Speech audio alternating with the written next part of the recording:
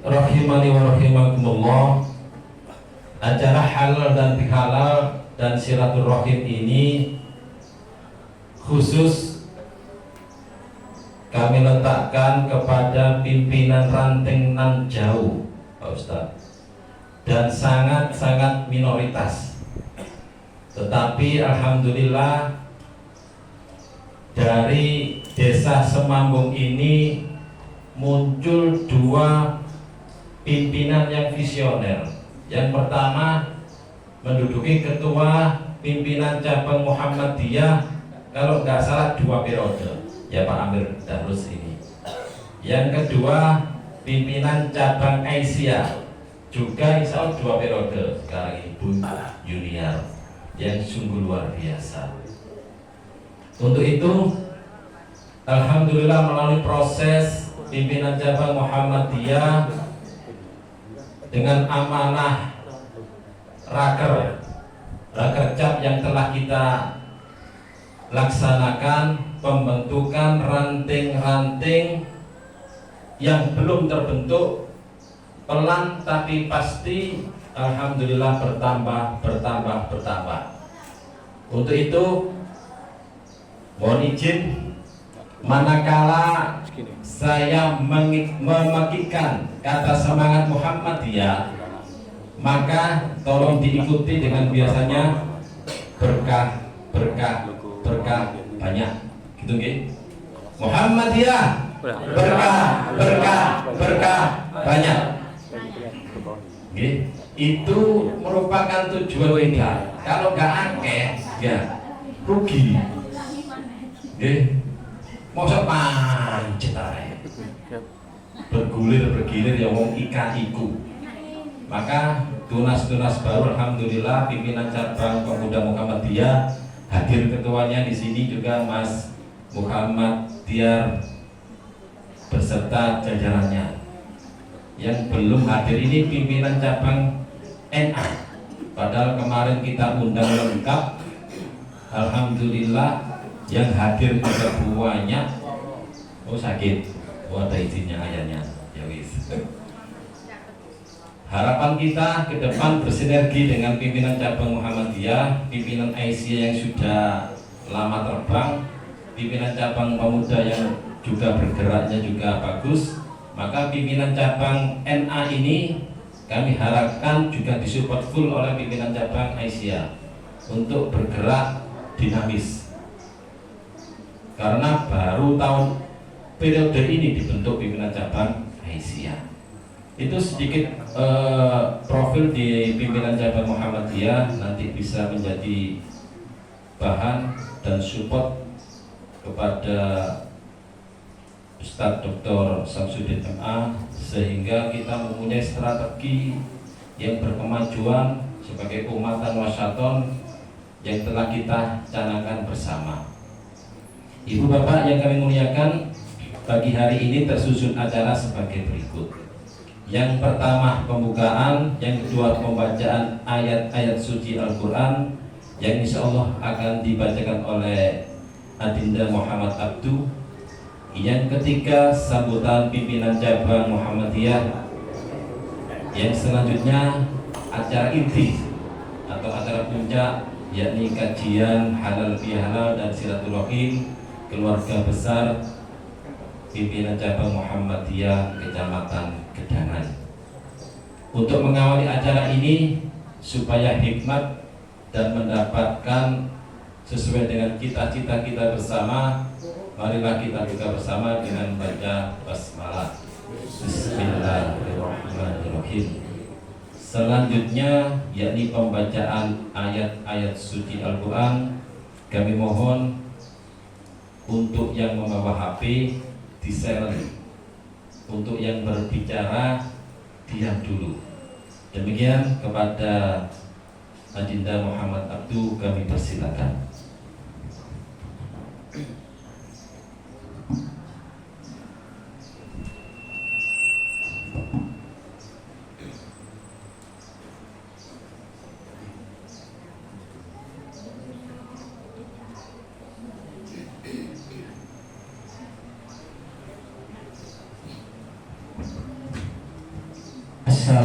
Assalamualaikum warahmatullahi wabarakatuh.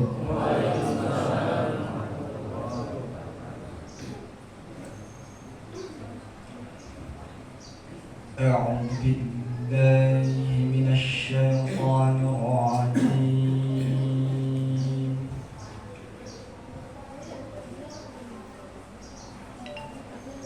Bismillahirrahmanirrahim.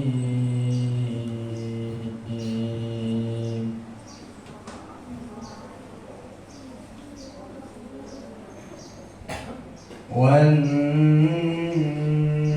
najmi idza hawa ma dhalla sahibukum wa ma ghawa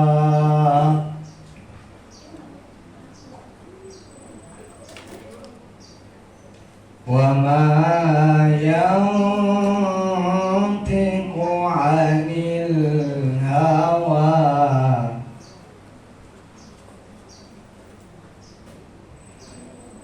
in huwa illa wahyun yuha 'allamahu syadidul quwa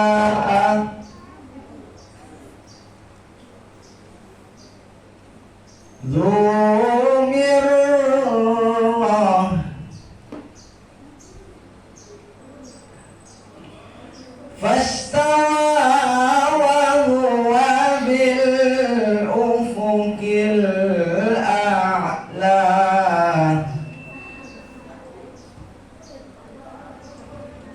thumma dana fatadalla fakana qaba qausaini aw adna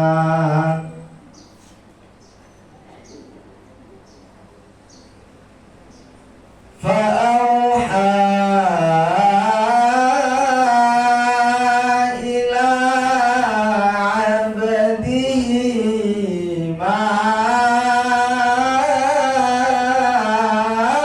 أوحى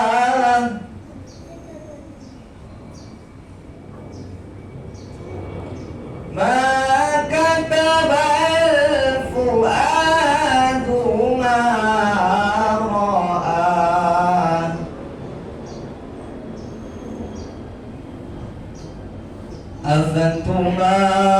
أفتمارونه على ما يرى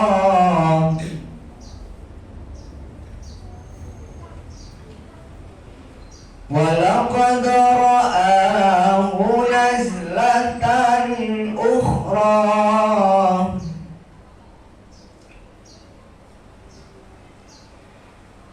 عند سدرة المنتهى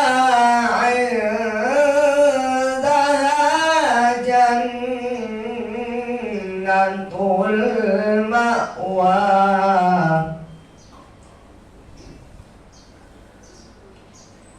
عند سدرة المنتهى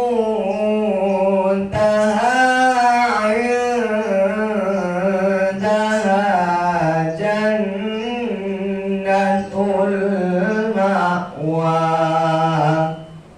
صدق الله العظيم. Wassalamualaikum warahmatullahi wabarakatuh.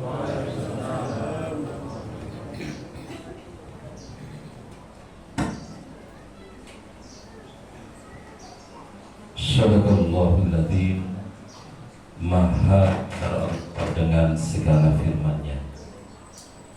Alhamdulillah, demikian tadi pembacaan ayat-ayat suci Al-Quran.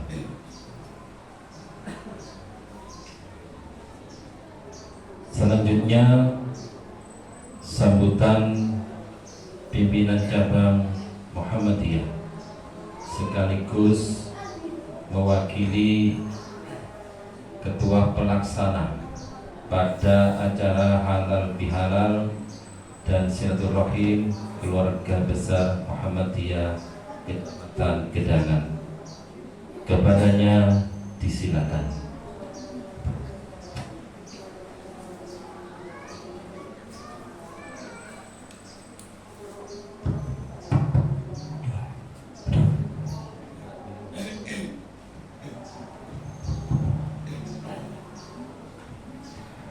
Assalamualaikum warahmatullahi wabarakatuh. Alhamdulillahillazi arsala rasulahu bil huda wa dinil haq liyudhhirahu 'ala dini kullihi wa kafa billahi shahida. Asyhadu an la ilaha illallah wahdahu la syarika lah wa asyhadu anna Muhammadan 'abduhu wa rasuluh sallallahu alaihi wasallam la nabiyya ba'dah. Allahumma salli ala Muhammadin wa ala alihi wa ashabi ajma'in. Qala rabbi shrah li sadri wa yassir li amri wahlul 'uqdatam min lisani yafqahu qawli amma ba'd. Qala Allah ta'ala a'udzu billahi minasy syaithanir rajim. Bismillahirrahmanirrahim. Wa takum minkum ummatun yad'una 'ilal khair wa ya'muruna bil ma'rufi wa yanhauna 'anil munkar wa ulaika humul muflihun.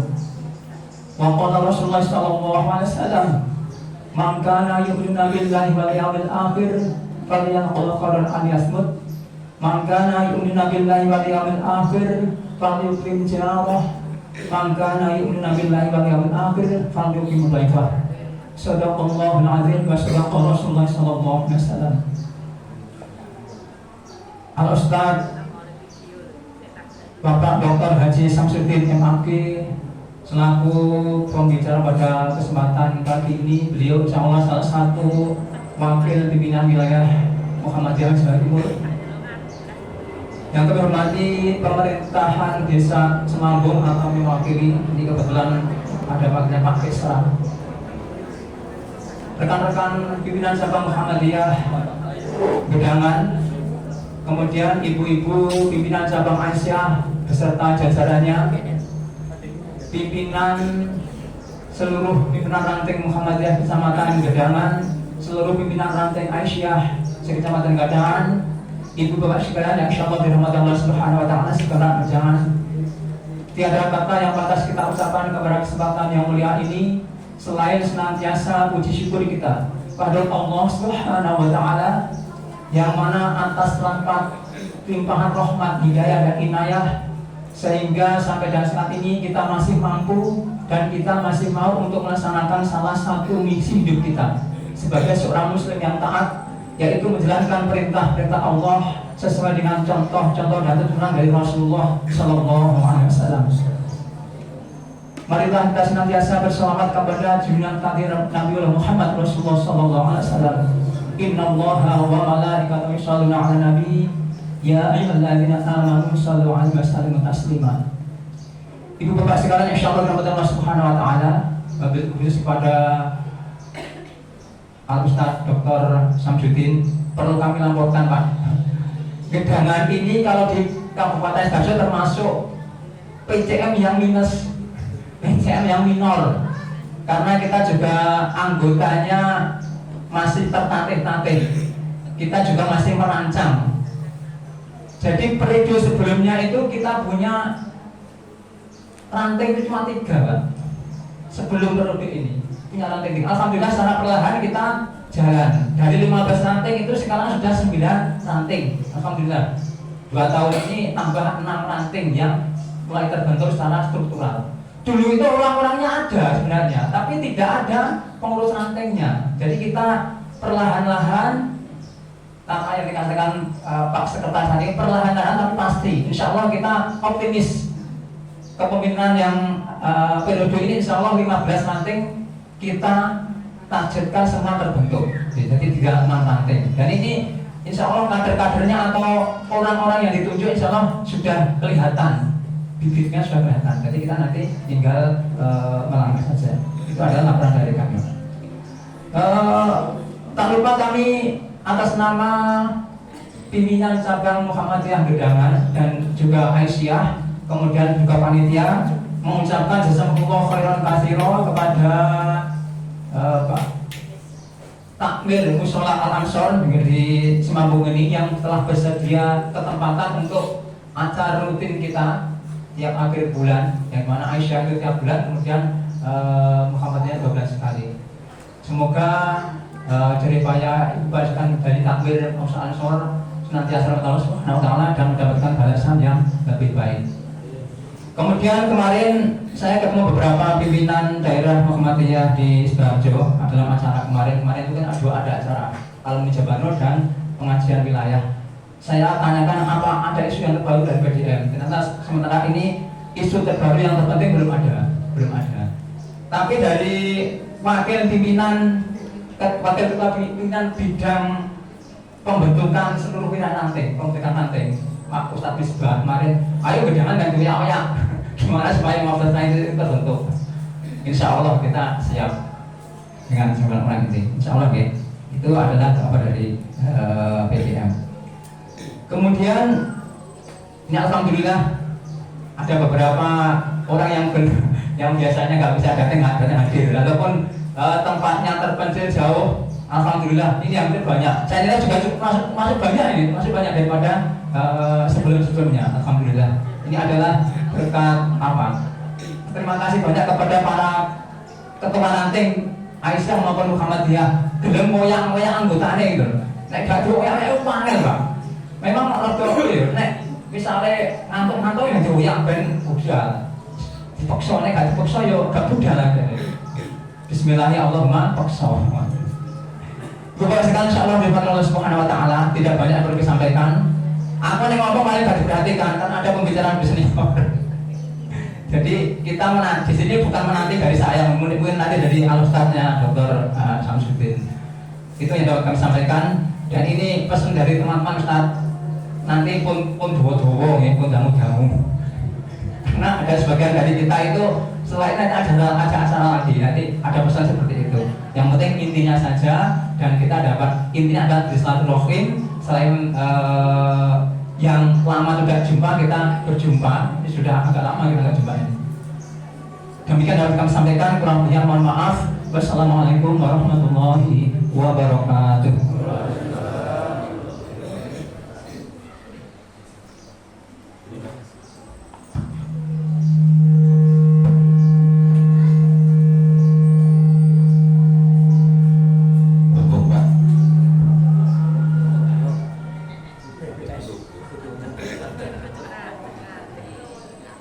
Disampaikan demikian tadi sambutan dari pimpinan cabang Muhammadiyah Bapak Haji Suyati SPD yang sungguh semangat nih. Saya ini hampir mendampingi 3 ketua PCM. Pada waktu itu saya masih ketua pemuda Muhammadiyah bersama Mas Agus Sulaiman ini.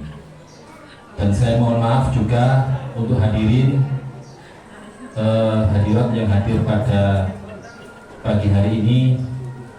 Sebenarnya kemarin malam saya mau mengecek lokasi apa-apa yang sekiranya kurang dan perlu disupport, tetapi sekali lagi karena kesibukan kami yang padat, di samping juga menjadi ketua serikat, juga menjadi bagian dari paguyuban BPD Kabupaten.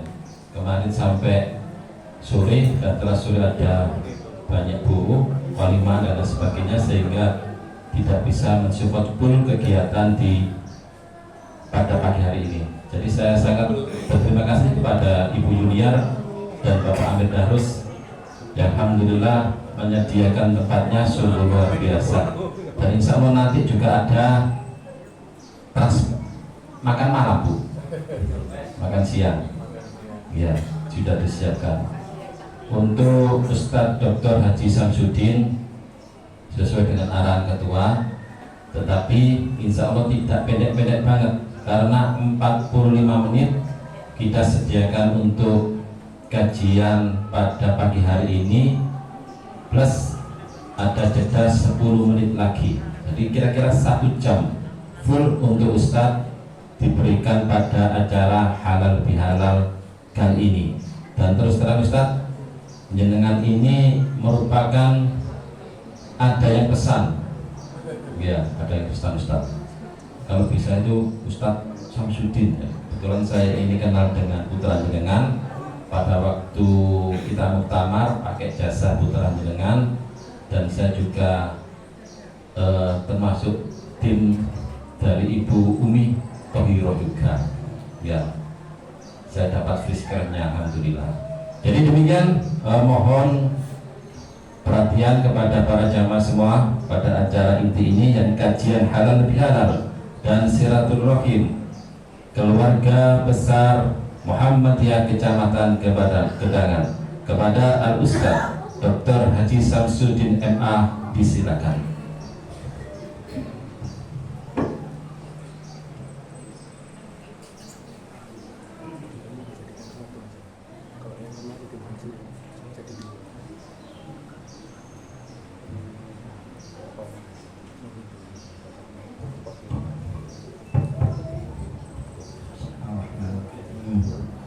Assalamualaikum warahmatullahi wabarakatuh.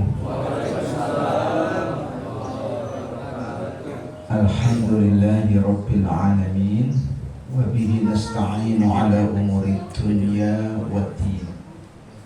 Asyhadu an la ilaha illallah wahdahu la syarika lah, wa asyhadu anna Muhammadan abduhu wa rasuluhu la nabiyya ba'dah. Allahumma salli wa sallim ala Muhammad wa ala alihi wa sahbihi wa sallim tasliman katsira, amma ba'd. Yang kami hormati Ketua PJM Gedangan beserta seluruh jajarannya, majelis, lembaga, urtum yang menyertainya, juga ibu-ibu pimpinan cabang Aisyah, seluruh ranting PRM, seluruh ranting PRA yang ada di lingkungan pimpinan cabang Muhammadiyah Gedangan. Juga kami sampaikan apresiasi yang setinggi-tingginya kepada pejabat desa yang dalam hal ini diwakili oleh Pak Kesra. Mudah-mudahan kehadiran beliau membawa berkah bagi kita semua. Serta hadirin wal hadirat yang saya tidak bisa sebutkan satu persatu, yang dirahmati Allah Subhanahu wa ta'ala. Alhamdulillah, kita panjatkan rasa tasyakur kita kehadirat Allah atas segala nikmat yang telah dilimpahkan kepada kita semua. Allah Subhanahu wa ta'ala masih berkenan memberikan kesadaran, memberikan kekuatan untuk tetap, untuk istiqomah di dalam ketaatan kepadanya melewati wadah persyarikatan Muhammadiyah. Mudah-mudahan semua yang kita lakukan diridhoi Allah Subhanahu wa ta'ala. Bapak Ibu, sekarang jam 10 kurang 10 menit ya. Saya tadi masuk jam 9.00. Ya mudah-mudahan nggak sampai zuhur kita bisa selesai.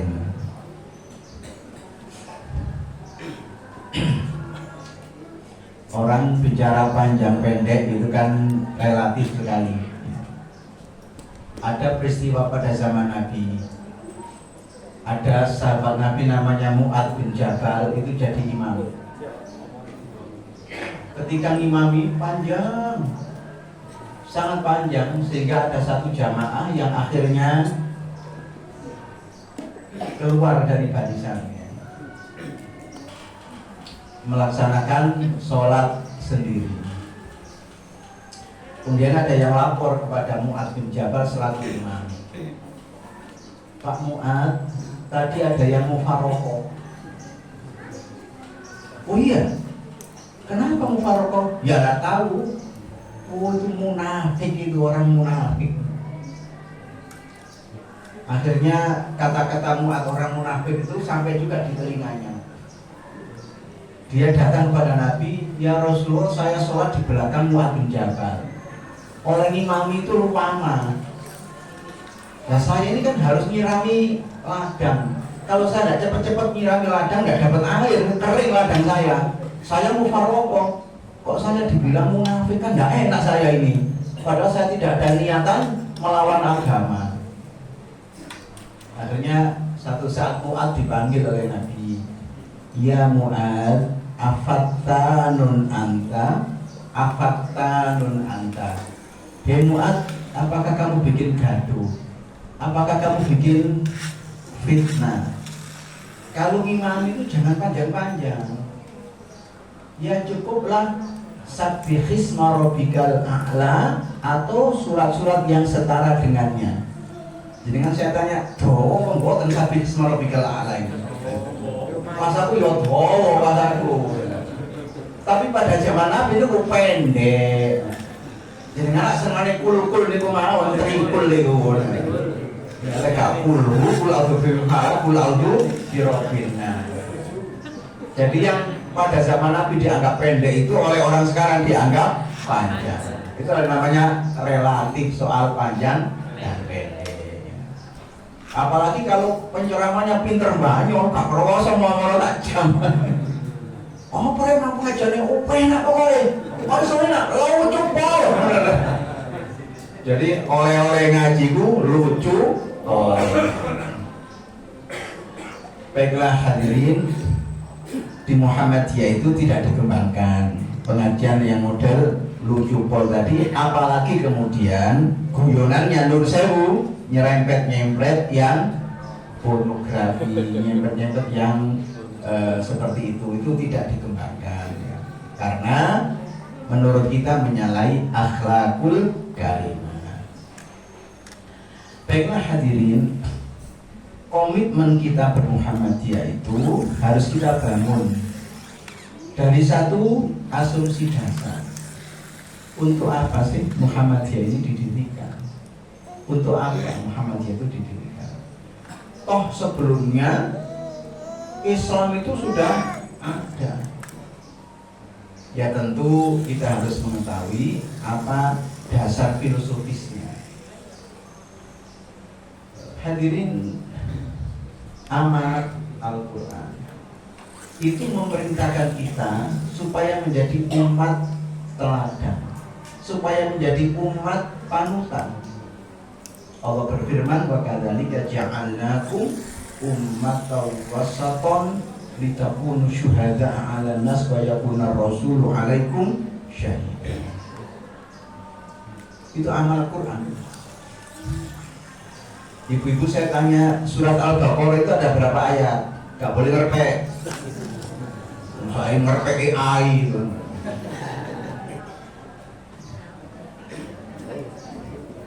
Surat Al-Baqarah itu ada 286 ayat. Kalau kita ambil ayatnya yang tengah, kita dapat ayat yang ke-143. Mungkin apa Pak?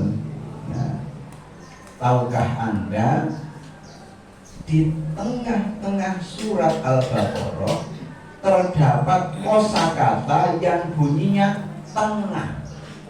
Saya ulangi, di tengah-tengah Quran surat Al-Baqarah itu terdapat kosakata yang bunyinya tengah, yaitu kata-kata wasaton, itu artinya tengah. Wasaton. Makanya orang yang bertugas menengahi dua kesebelasan yang bertanding apa namanya? Wasit. Itu bahasa Arab Pak, artinya penengah. Kalau wasatun artinya tengah, wasitun artinya penengah. Ini kan berarti pintar bahasa Arab, sudah bisa mengatakan wasit. Ayat mengatakan wa kadzalika ja'alnakum, demikian aku jadikan kalian hai umat Muhammad ummatan wasatan, umat pertengahan, umat teladan, umat acuan nilai-nilai luhur. Itu amanat Al-Quran. Tetapi pada zaman Kiai Haji Ahmad Dahlan hidup, beliau menyaksikan satu ketegangan yang luar biasa antara yang seharusnya dengan senyatanya, antara teori dengan praktek. Teorinya menjadi umatan wasaton berarti harus memimpin, harus kaya, harus sehat, harus pintar, harus cerdas, harus berada di garda depan di dalam membangun peradaban. Konsepnya begitu. Tapi faktanya waktu itu terjajah, miskin, gudiken, gak sekolah, gak duwe-duwe. Loh, kok beda? Amanat Quran, umat Islam ini harus jadi umatan wasatan, umat percontohan. Prakteknya kok menjadi umat yang tidak pantas dijadikan contoh, tidak pantas dijadikan teladan. Bagaimana pantas? Wong terjajah, seharusnya kan memimpin. Miskin, seharusnya kaya.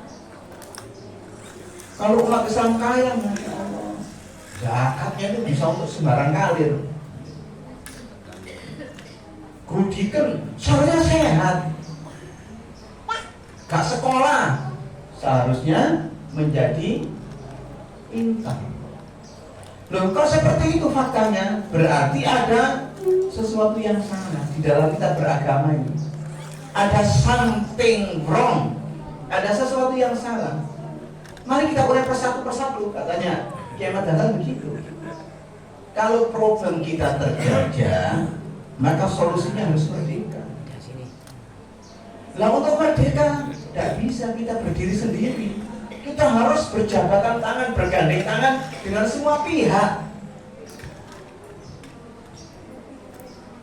Kita mengalami satu proses perjuangan, katakanlah 350 tahun.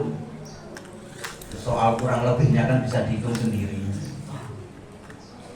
Muncul tokoh-tokoh yang berjuang atas nama karisma pribadinya. Ada raja ini, ada raja itu, ada pangeran ini, ada pangeran itu, tapi ya tidak pernah menang, kalah. Karena tidak terbentuk sebuah satu kesatuan umat. Walaupun diceritakan di Ponorogo itu perang bawa keris bisa modal 3 meter, ya tetap saja kalah di Ponorogo. Karena apa? Ya karena tidak didukung oleh seluruh lapisan masyarakat. Makanya perintah ayat wal takun minkum ummatan, itu perintah membentuk organisasi yang di dalamnya ada macam-macam unsur masyarakat. Makanya di Muhammadiyah itu ada macam-macam majelis supaya setiap orang bekerja sesuai dengan keahliannya. Saya di PWM itu menangani satu majelis 2 lembaga. Majelisnya majelis tarjih, yakni terkait hukum agama. Lembaganya satu LP2M, Lembaga Pengembangan Pondok Pesantren Muhammadiyah. Kita sudah memiliki lebih dari 80 pondok pesantren di seluruh Jawa Timur, tapi belum ada yang besar seperti pondok-pondok yang sudah tua. Belum ada pondok pesantren Muhammadiyah yang muridnya di atas 5.000, belum ada. Padahal di Bangil itu ada dalwa, Dalwa itu Darul Lugha wa Dakwah. Itu berdiri kira-kira tahun 80-an. Sekarang muridnya 22.000. Ya artinya memang ada lapisan masyarakat yang memiliki fanatisme kepada pondok pesantren tertentu. Tapi penting pondok pesantren itu untuk membangkitkan, bahkan melahirkan ulama yang tafaqquh fiddin. Jangan semuanya jadi dokter, jangan semuanya jadi insinyur, jangan semuanya jadi pemborong, jangan semuanya jadi anggota DPR. Lah sing ngurusi Al-Quran dan As-Sunnah itu terus sopo. Harus ada yang lahir, yang dikader sebagai ulama di Muhammadiyah, nanti namanya ulama majelis tarjih. Kita sudah siapkan beasiswanya. Pokoknya memenuhi kualifikasi, kita siapkan beasiswanya. Kalau sudah lulus SMA memenuhi kualifikasi, bisa ke Libya, bisa ke Saudi Arabia, bisa ke Mesir. Kita sudah ngomong langsung dengan Ustaz Adi Hidayat. Putra putri jenengan, cucu-cucu jenengan setidaknya hafal Quran 5 juz, memiliki pengetahuan ya yang elementary saja tentang bahasa Arab. Insya Allah nanti bisa kita perjuangkan melewati pintu PP Muhammadiyah, bisa belajar apakah di Libya, apakah di Saudi Arabia, atau di Al-Azhar University yang ada di Mesir. Insya Allah mereka kalau sudah selesai akan menjadi ulama yang memiliki kedalaman ilmu dan akhlak tentang agama. Tapi ya jangan semuanya mondok, nanti yang jadi insinyur siapa? Harus ada job description. Loh, Pak, kalau anak saya nanti mondok jadi ustadz, apa bisa ngingoni keluarganya? Itu namanya imannya tipis ya begitu.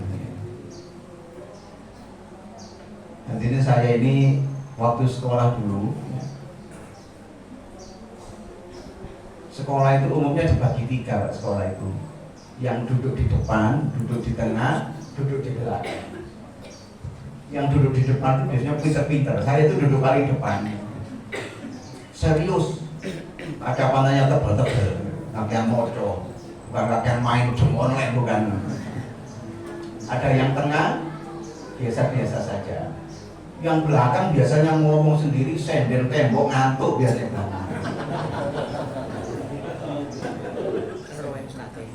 Tapi namanya rezekinya orang itu kan hanya Allah yang menentukan. Yang di depan itu biasanya jadi guru, dosen, ya paling kepala sekolah, dekan, rektor. Maksud saya gak kira iso sugih.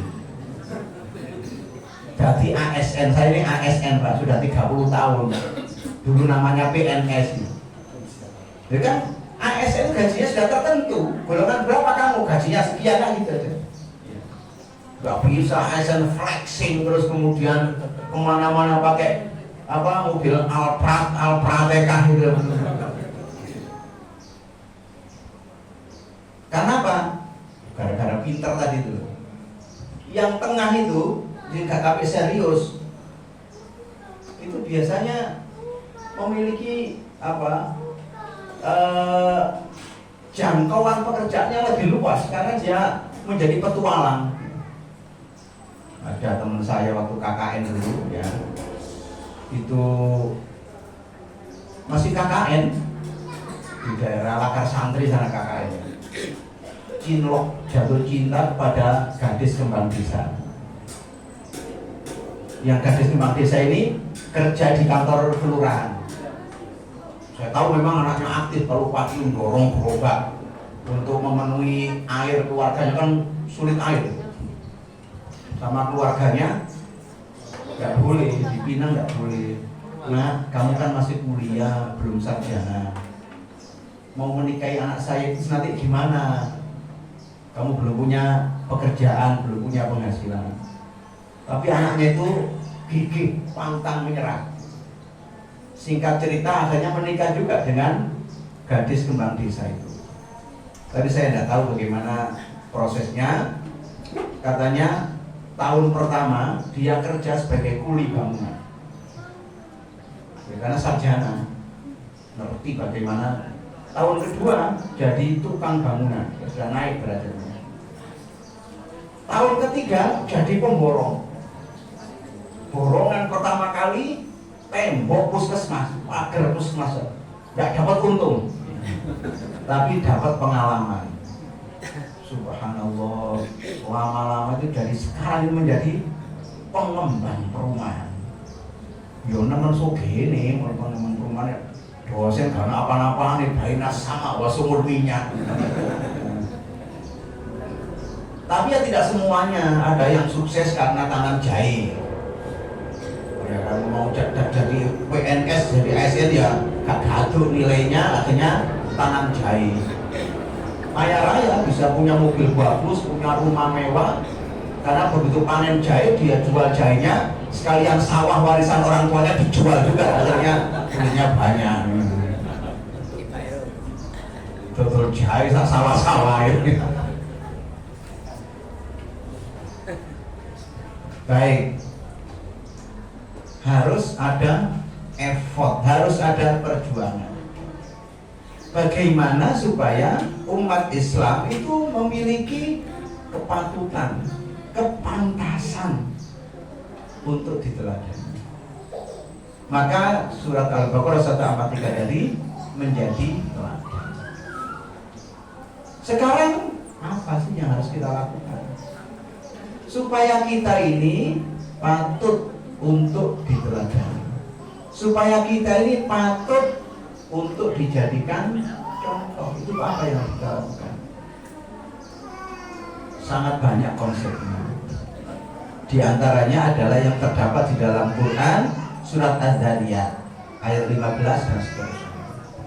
Firman, innal muttaqina fi jannatin wa uyun akhidhina ma atahum rabbuhum innahum kanu qabla dhalika muhsinin kanu qalilan minal laili ma yahja'un wa bil ashari hum yastaghfirun wa fi amwalihim haqqul lis-sa'ili wal mahrum wa fi anfusikum afala tubsirun wa fil ardi ayatun lil muqinin wa fi anfusikum afala tubsirun wa fis samai rizqukum wa ma tu'adun.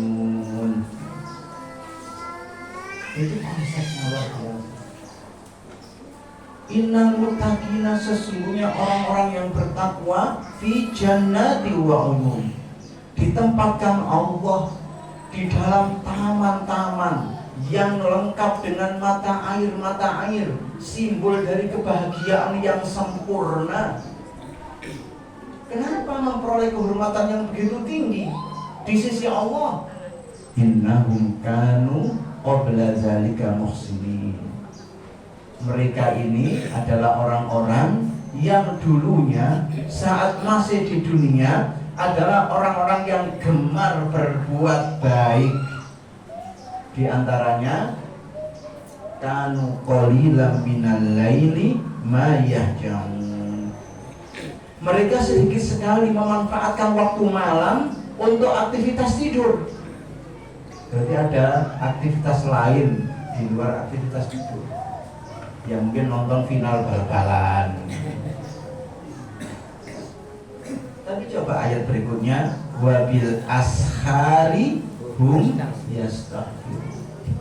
Pada saat sahar, ay qubaili waqtil fajr,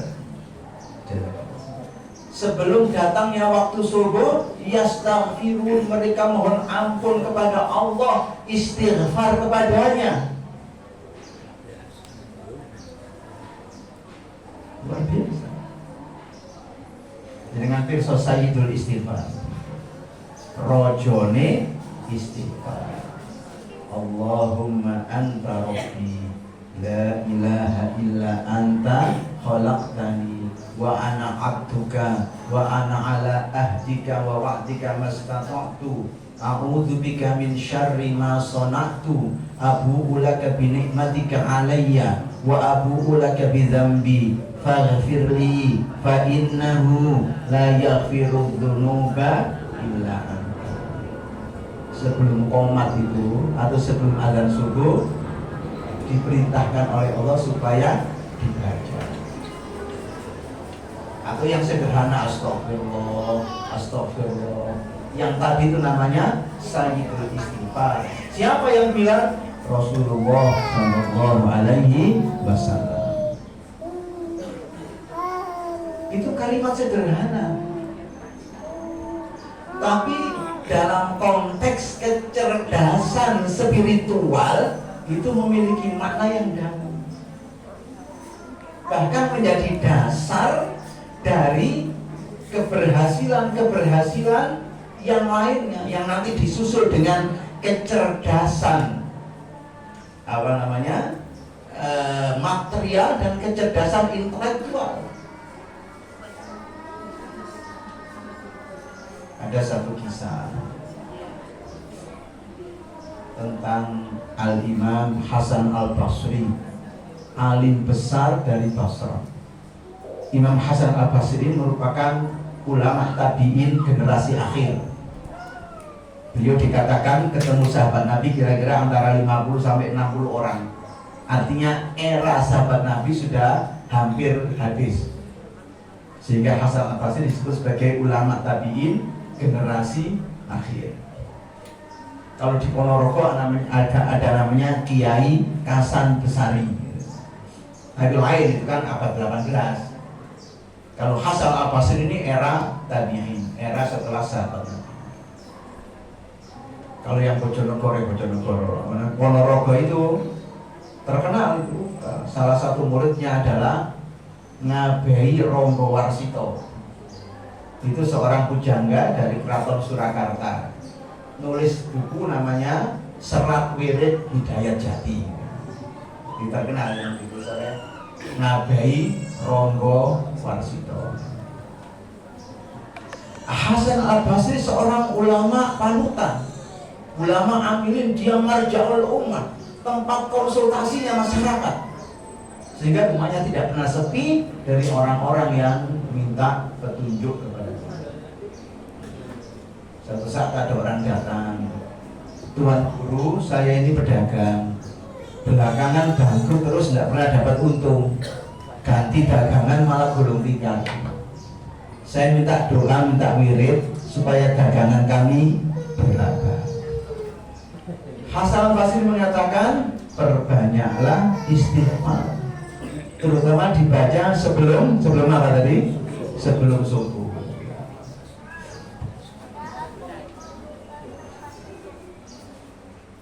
Pada kesempatan yang lainnya datang petani, "Tuan Guru, saya petani, berkali-kali gagal panen. Kemarin dimakan wereng, sebelumnya dimakan tikus, sebelumnya banjir. Mohon wirid supaya pertanian kami jadi baik."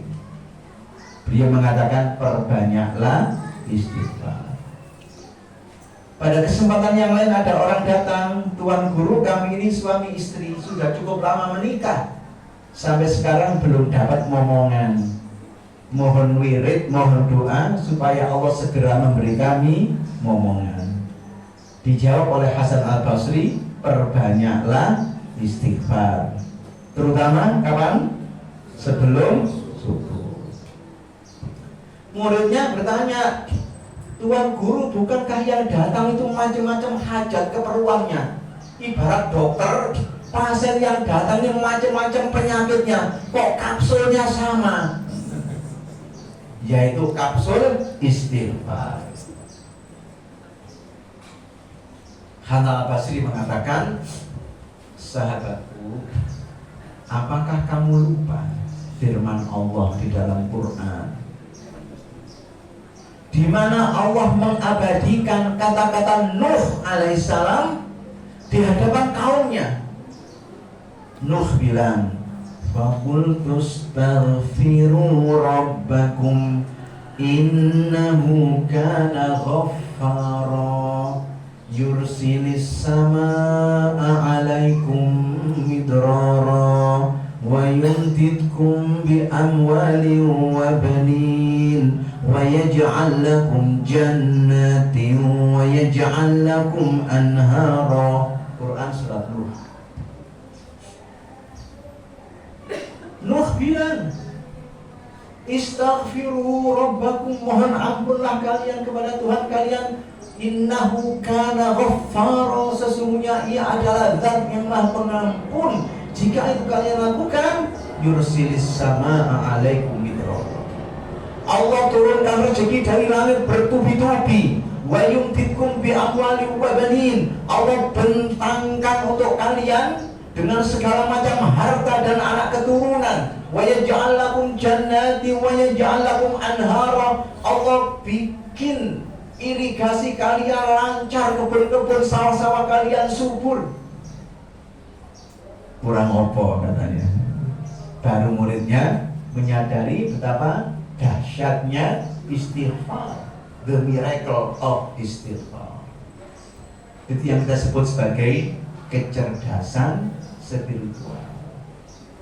Jadi dalam agama ini ada kecerdasan spiritual. Walaupun orang Muhammadiyah umumnya menunjukkan kecerdasan intelektualnya.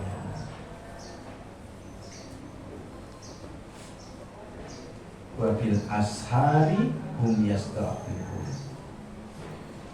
Wa fi amwalihim haqqul lisaili wal mahrum. Kedua, namanya kecerdasan sosial.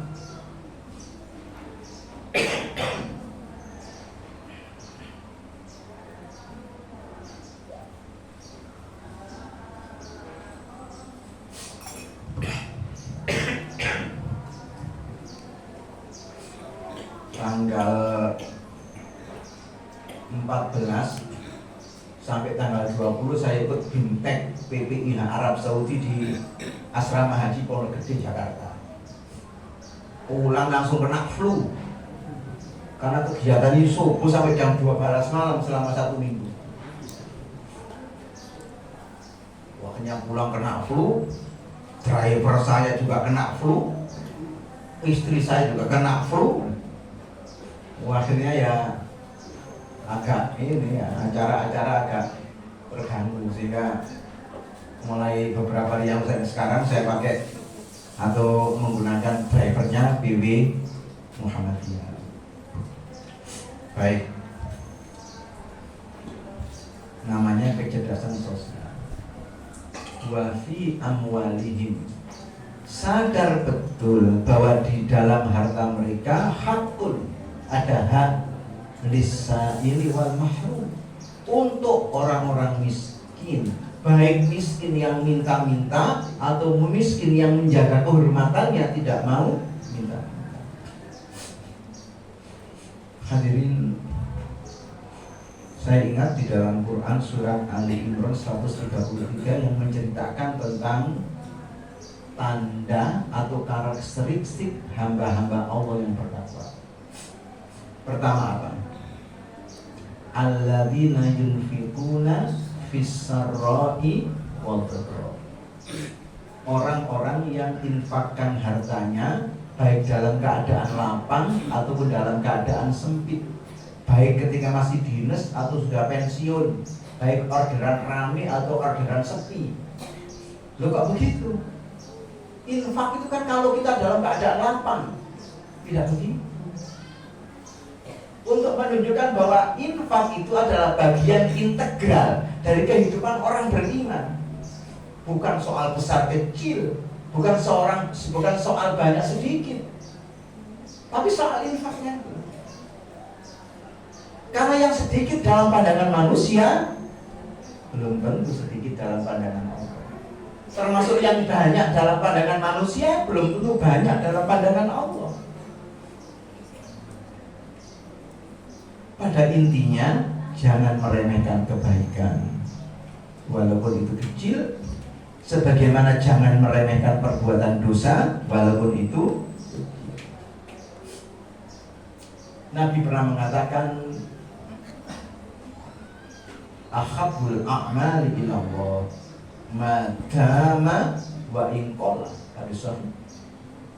Amal yang paling dicintai oleh Allah yang terjaga kontinuitasnya, yang terjaga keajekannya walaupun dia sedikit.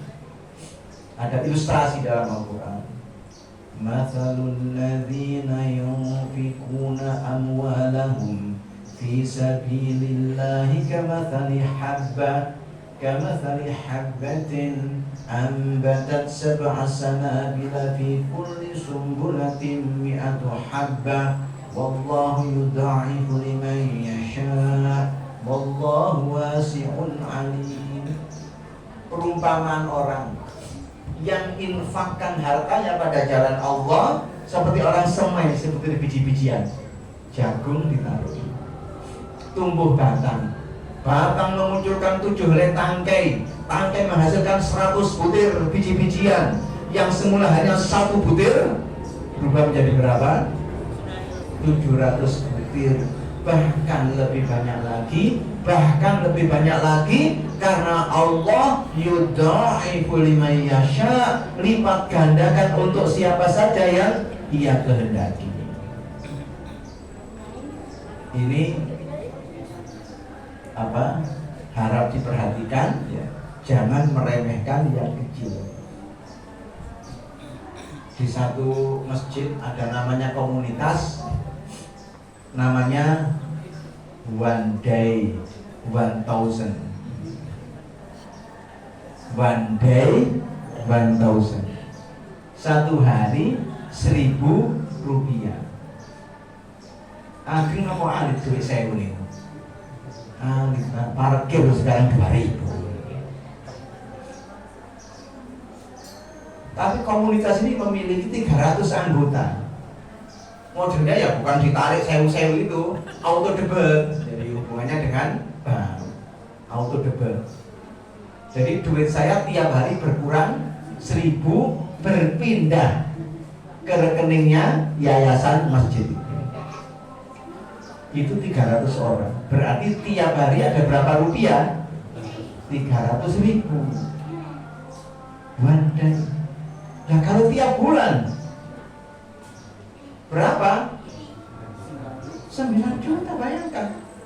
Coba kalau anggotanya itu 5.000 orang. Loh, ranting semambung makmur luar biasa. Nah ini tidak bisa dilakukan kecuali dengan organisasi. Tidak bisa, harus ada organisasi. Ketua cabang yang menginisiasi One Day 1000 misalnya begitu. Sewu kayak apa sewu? Tidak ada artinya. Tapi ketika ia digabungkan dengan sekian banyak orang menjadi kekuatan yang luar biasa.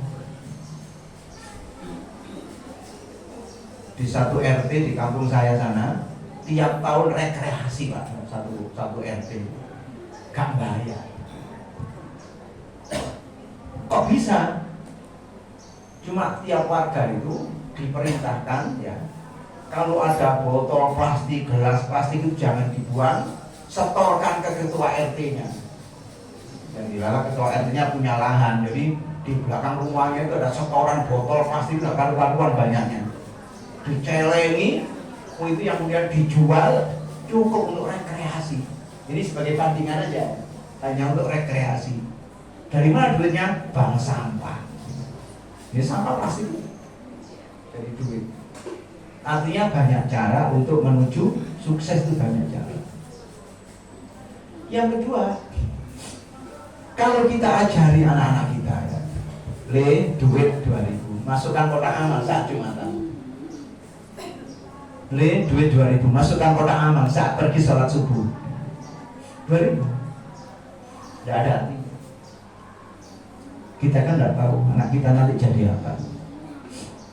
Satu saat anak kita jadi dirut Pertamina, satu saat anak kita jadi direktur PLN, satu saat anak kita jadi direktur pabrik beting. Tanpa disuruh pun anak kita akan zakat, tanpa didorong-dorong pun anak kita akan infak. Kenapa? Sejak kecil sudah diajar. Beda dengan anak yang sejak kecil tidak pernah diajari oleh orang tuanya untuk infak. Gembada, mau dibuka tangannya. Nah, terus mana perjuangannya sebagai hamba Allah itu gimana? Wa fi amwalim haqqun lis-sa'il wal mahrum, namanya kecerdasan sosial. Wa fi anfusikum afala tubsirun, pada diri kalian, apakah kamu tidak meneliti, tidak memperhatikan, tidak riset? Itu perintah untuk mengembangkan ilmu biologi, perintah untuk mengembangkan ilmu kedokteran, sekarang ini di Surabaya sudah semakin banyak fakultas kedokteran. Artinya tidak sulit untuk mencetak dokter-dokter baru, yang penting ya punya kemampuan memadai. Karena tetap ada placement test. Unsida ada FK, Unmu Surabaya ada FK, Unmu Malang ada FK. Cuma bayar rodok larang. Setidaknya kalau tahun pertama ya, jenengan harus menyiapkan duit ya antara 400 dan 500. Bukan ribu Pak, juta ya. Ini guru MI Pak, dewe apa ini?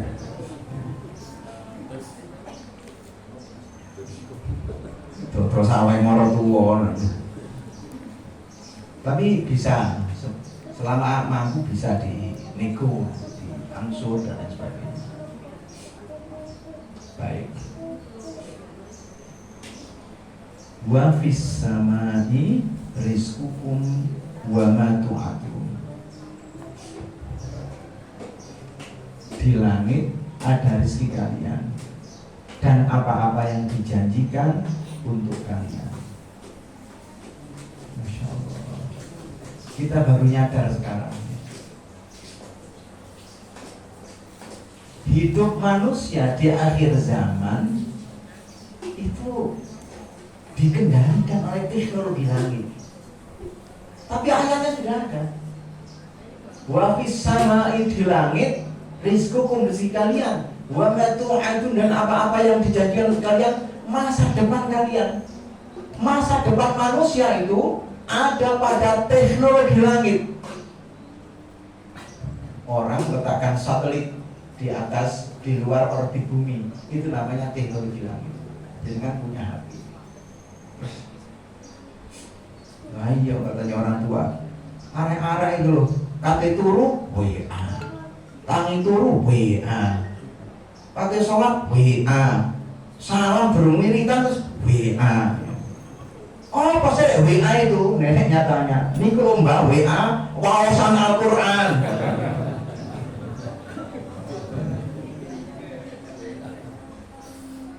Hidup manusia itu dikembalikan oleh alat kecil yang namanya HP Android. Luar biasa alat ini. Jangan mau ngobrol dengan teman-teman yang sedang umroh di tanah suci, jangan mau ngobrol dengan teman-teman yang lagi plesir ke Amerika, bisa pakai HP. Bapak kok bisa? Apa ada jinnya di dalam ini?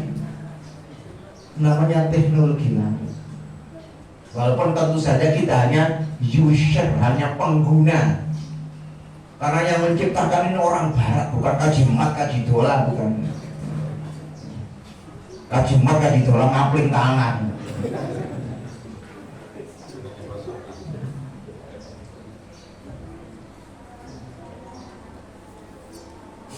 Ada satu,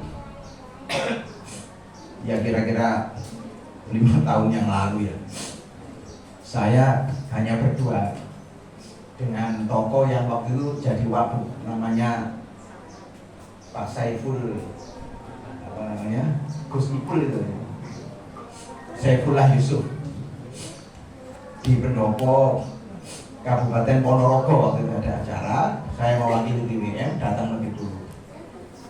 Bupati belum datang, saya dengan Gus Ipul itu sudah satu meja. Ya memang Gus Ipul itu kalau ngobrol itu enak, biasa lah seperti konco itu. Tapi kalau soal kebijakan ya lain lagi kan itu.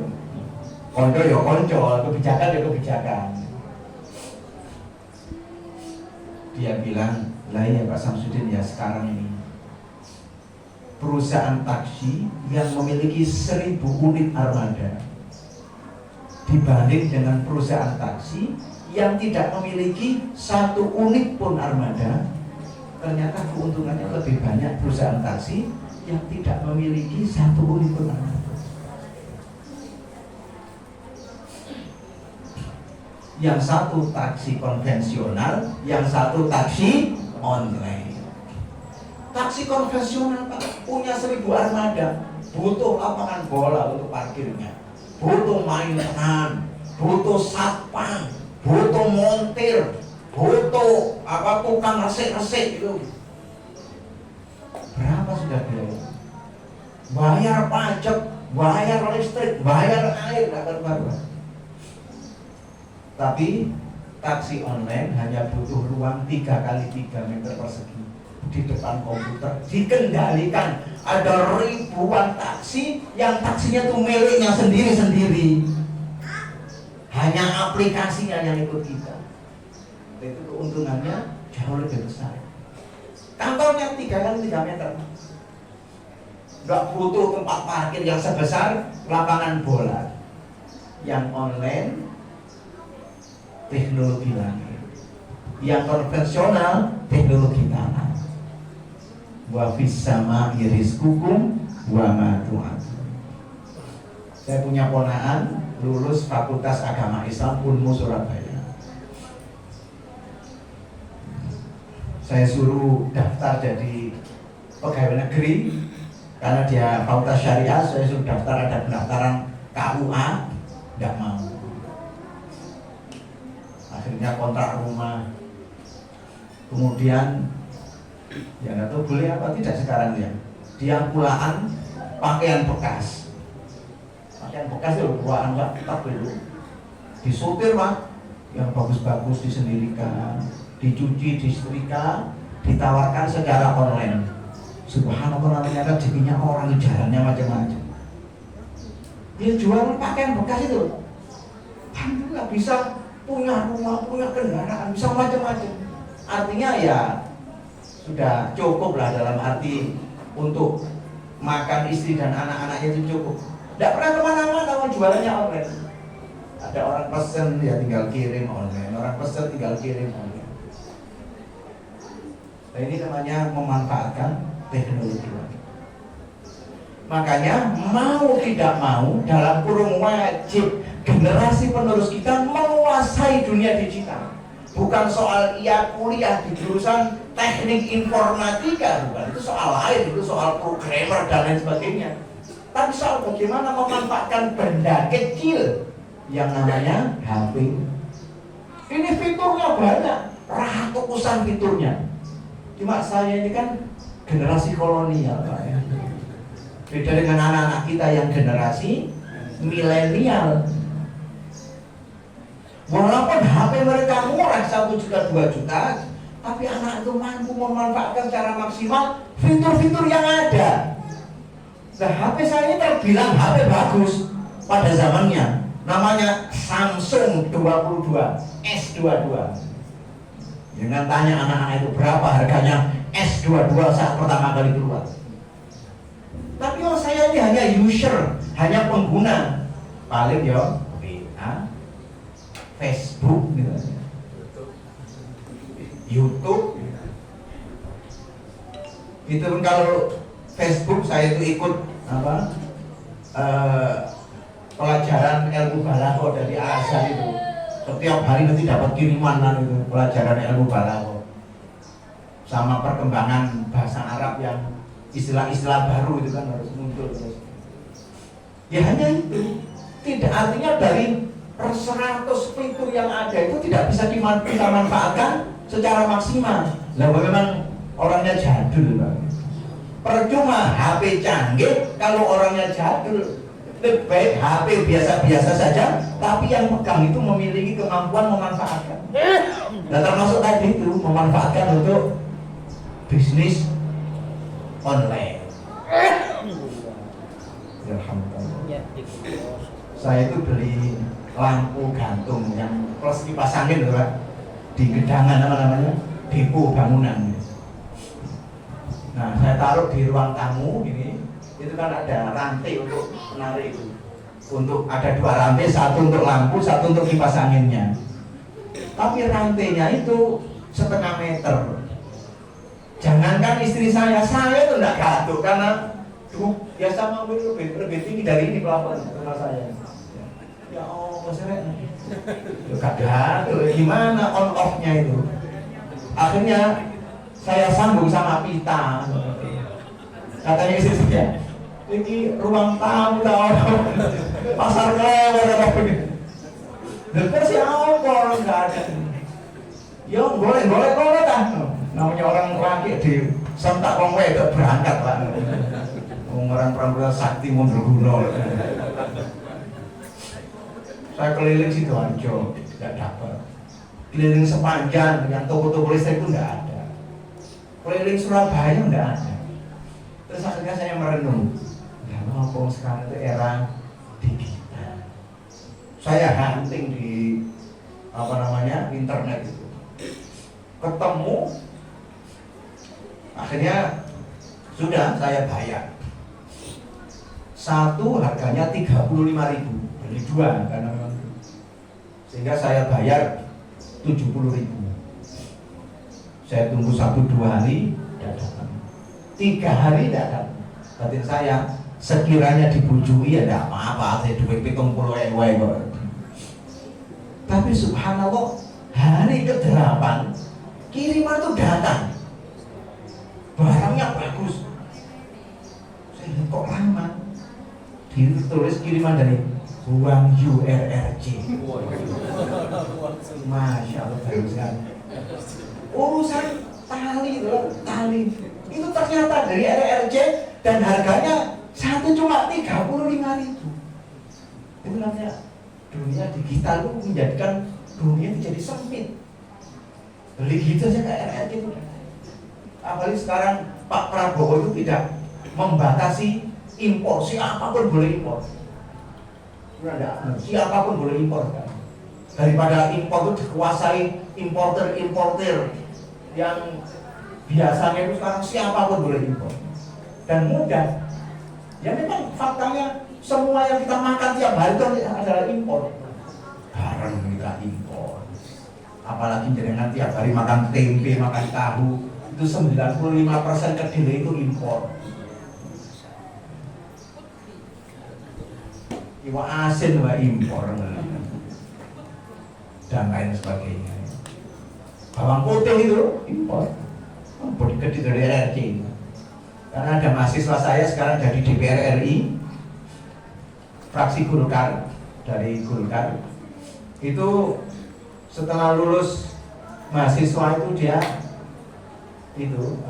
menekuni impor bawang putih sampai menjadi bos bawang putih Jawa Timur. Duitnya banyak, akhirnya jadi DPR RI. Sempat saya tanya, Mas, modal berapa? Bisa goal? Gak banyak kok Pak, saya ya minimal habis 25. Apa itu? Ya 25 M Pak, Masya Allah. Dan ini Pak Sam menjadi DPR apa ya iso dari 25 M. Tapi DPR RI Pak. Kalau DPR provinsi katanya ya dengan punya duit 5 M saja sudah bisa jadi. Tapi ada pasti, insya Allah jadi. Jadi tadi alhamdulillah gak tadi mulai merangkang. Nah kalau DPR kabupaten ya katanya 3 M saja bisa. Saya ini pegawai negeri sudah 30 tahun. Kok 3 M, celengan duit 1 M tidak punya. Allah, ya, artinya ya politik kita ini sampai sekarang masih seperti itu, politik transaksional. Baiklah hadirin, maka persoalan-persoalan itu tidak akan bisa kita selesaikan dengan baik kalau kita tidak hidup di dalam organisasi yang baik. Nah, Persyarikatan Muhammadiyah ini adalah organisasi yang baik karena ayatnya yang sudah jelas dibaca tadi, kuntum khaira atau wal takum minkum ummatun yad'una ila khair. Dirikanlah organisasi dakwah yang mengajak manusia kepada kebaikan, ta'muruna bil ma'rufi wa tanhauna 'anil munkari wa tu'minuna billah.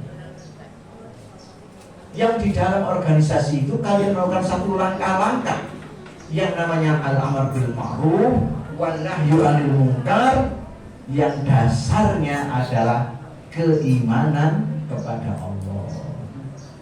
Pemerintah sekarang itu mengeluh banyak ormas yang menghalang-halangi, yang mengganggu iklim investasi. Ada pabrik mau didirikan, ada pabrik mau didirikan, diminta ini, minta itu juga ormas.